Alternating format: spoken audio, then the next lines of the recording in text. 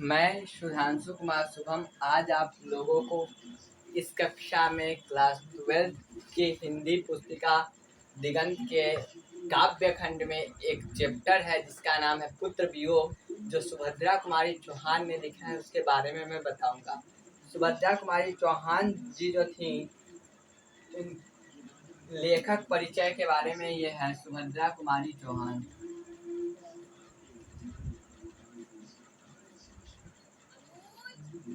सुभद्रा कुमारी चौहान जिन्होंने लिखा है पुत्र वियोग, इनकी रचना है पुत्र वियोग, जो इस पाठ्य में हमें पढ़ना है। पुत्र वियोग। लेखक परिचय जो है इस टॉपिक से शुरू होता है कि जन्म। सुभद्रा कुमारी चौहान जी का जो जन्म है 16 अगस्त 1904 में हुआ था। 16 अगस्त 1904 16 अगस्त 1904 में सुभद्रा कुमारी जी का जन्म हुआ था। निधन जो है 15 फरवरी 1948 15 फरवरी 1948 बसंत पंचमी को, जो श्री पंचमी कहते हैं, उस दिन इनका जो है सो निधन हो गया था। और उस दिन बसंत पंचमी के दिन जब्बलपुर से वापसी में इनका जो है सो निधन हो गया था। इनका जो जन्म स्थान है सो इलाहाबाद उत्तर प्रदेश। जन्म स्थान कहाँ है? इलाहाबाद के उत्तर प्रदेश के इलाहाबाद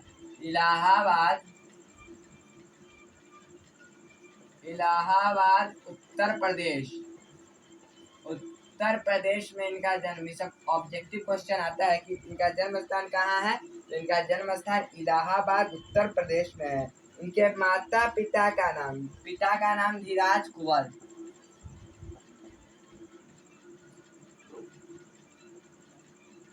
माता का नाम इनका था श्रीमती धीराज कुंवर और पिता का नाम था रामनाथ सिंह।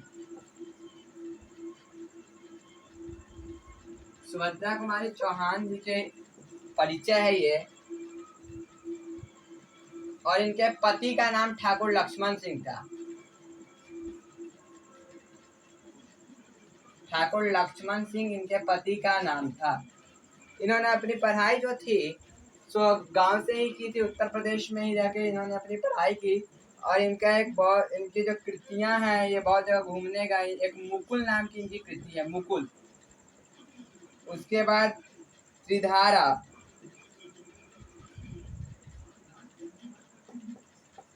आदि इनकी कृतियां हैं। तो यही ऑब्जेक्टिव में बस इतना क्वेश्चन पूछता है कि पुत्र वियोग की लेखिका कौन है, जो सुभद्रा कुमारी चौहान। इनका जन्म कब हुआ था? तो 16 अगस्त 1904। निधन 15 फरवरी 1948। जन्म स्थान इलाहाबाद उत्तर प्रदेश। माता का नाम श्रीमती धीराज कुंवर। पिता का नाम रामनाथ सिंह। पति का नाम ये है, इनके पति का नाम ठाकुर लक्ष्मण सिंह। इनकी जो कृतियां हैं, इनकी जो रचनाएं हैं सो है मुकुल, त्रिधारा, ये सब इनकी जो है सो रचनाएं हैं। सुभद्रा कुमारी चौहान बहुत अच्छा लिखती थी। और ये जो पुत्र वियोग है सो इनके मुकुल से ही लिया गया। पुत्र वियोग चैप्टर में आज आप लोगों को बताऊंगा। ये बहुत मार्मिक कहानी है, बहुत मतलब दिल को छूने वाला ही कहानी है। पुत्र वियोग, मुकुल, ये हम लोग का लेखक परिचय था। अब हम लोग चैप्टर स्टार्ट करते हैं कि पुत्र वियोग में पढ़ना क्या है। तो पुत्र वियोग में इस तरह की चर्चा है कि इनके जो पुत्र थे उनका देहांत हो गया था, उसी पे इन्होंने लिखा। आज दिशाएं भी हंसती है उल्लास विश्व पर छाया। आज दिशाएं भी हंस रही है, उल्लास है विश्व पर छाया हुआ, कि मेरा खोया हुआ खिलौना अब तक मेरे पास नहीं आया है। मेरे पास जो मेरा खिलौना का यहाँ तात्पर्य है बेटा। यहाँ एक शब्द आता है खिलौना। खिलौना का यहाँ तात्पर्य है बेटा। मेरा जो खिलौना है, मेरा जो प्रिय जो मेरा बेटा है, अभी तक मेरे पास नहीं आया है। दिशाएं हंस रही है, विश्व पर एकदम उल्लास का छाया छाया हुआ है, उल्लास छाया हुआ है। शीत न लग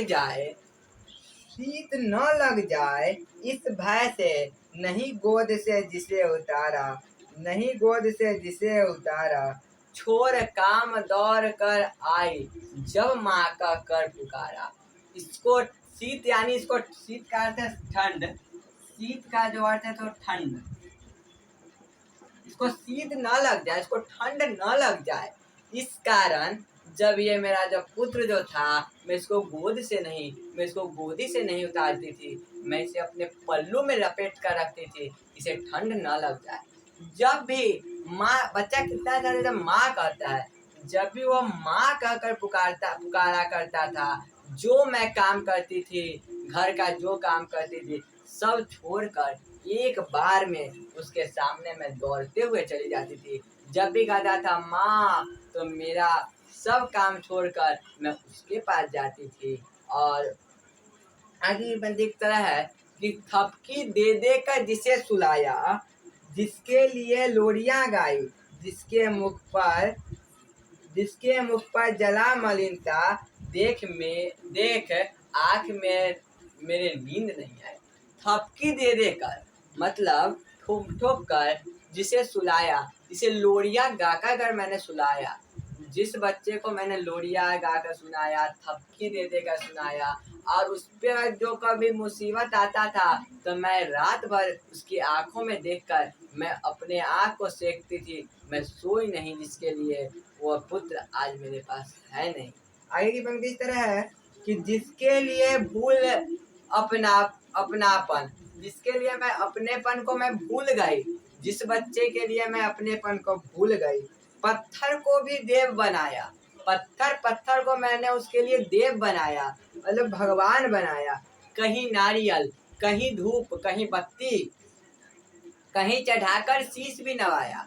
मैं पत्थर को देवता बनाई, कहीं उसके लिए नारियल चढ़ाई, कहीं बतासा, कहीं धूप, और कहीं अपना शीश नवाई मैं भगवान के चरणों में, किसे ठीक कर दे, मेरे पुत्र को मेरे पास दे दो। फिर भी कोई कुछ न कर पाया। पत्थर, देवता, भगवान, ये कोई कुछ नहीं कर पाए। छीन ही गया खिलौना मेरा, मेरा जो खिलौना है, मेरा जो प्यार से प्यारा मेरा जो पुत्र है, मेरा जो प्रेमी पुत्र है, वो छीन ही गया, वो हमसे दूर ही हो गया। मैं असहाय विवश बैठी हूँ, मैं असहाय हो गई, मैं उसके बिना विवश हो गई, मैं असहाय हो गई। रही उठ गया छीन छौना मेरा, छौना अर्थात बेटा मेरा उठ गया, अब मेरा बेटा नहीं आया, मैं उसके बिना असहाय हो गई, मैं विवश हूँ, मैं उसके बिना।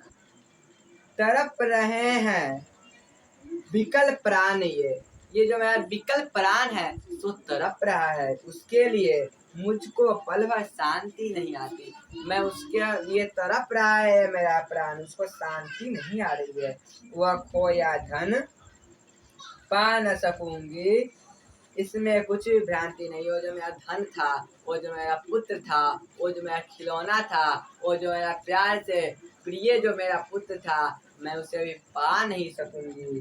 फिर भी रोता ही रहता हूँ, फिर भी रोता ही रहता हूँ, फिर भी रोते ही रहती हूँ मैं, कि नहीं मानता है मेरा मन, मेरा जो ये विकल मन है, मेरा जो करुण हृदय है, सो नहीं मान रहा है कि तुम्हारा पुत्र अब नहीं रहा।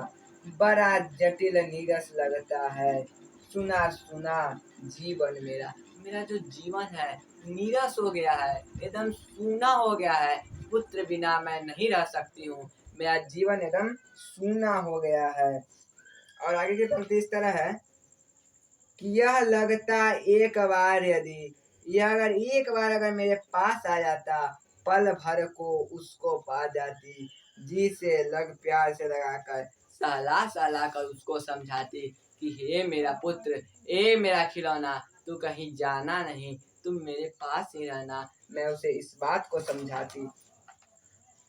मेरे भैया, मेरे भैया, ए मेरे भैया, ए मेरे बेटा, माँ को यूं छोड़ न जाना, बड़ा कठिन है बेटा खोकर माँ को अपना मन सहलाना। माँ के मन को बहुत कठिन है समझाना। बेटा अगर माँ से दूर हो जाता है तो माँ बहुत विचलित हो जाती है। माँ का जो मन है उसको समझाना बहुत कठिन है बेटा खोकर। एक माँ ही अपने बेटे का सब कुछ दर्द दुख समझती है। माँ जब अपने बेटे को खो देती है तो माँ बहुत चिंतित हो जाती है। माँ अपने मन को समझा नहीं पाती है। भाई बहन भूल सकते हैं, ए बेटा तुमको भाई और बहन भी भूल सकता है। पिता भले ही तुम्हें भुला दे, तुम्हें पिता भले ही भुला सकते हैं, किंतु रात दिन की साथिन माँ कैसे अपना मन समझाए। किंतु रात दिन बचपन से जो तेरे साथिन, तेरी जो साथ देते रही है तुम्हारी जो माँ, वो अपना मन कैसे समझाए कि तुम अब इसमें इस दुनिया में नहीं हो। इसको समझाना बहुत कठिन है अपने माँ के लिए। माँ ही होती है जननी जन्मभूमिश्च स्वर्गादपि गरीयसी। मतलब जननी जन्मभूमि सबसे बड़ी है, माँ हमारी सबसे बड़ी है। इसलिए माँ जब अपने बेटे को खोती है तो उसका मन समझाना बहुत कठिन होता है। इस चैप्टर में हम लोग यही पढ़े पुत्र वियोग, जो श्रद्धा कुमारी चौहान द्वारा लिखा हो गया है। अगर आपको ये वीडियो अच्छा लगे, ये चैप्टर आपका कंप्लीट होता है क्लास 12 का। अगर आपको ये वीडियो अच्छा लगे तो लाइक करें, सब्सक्राइब करें। धन्यवाद।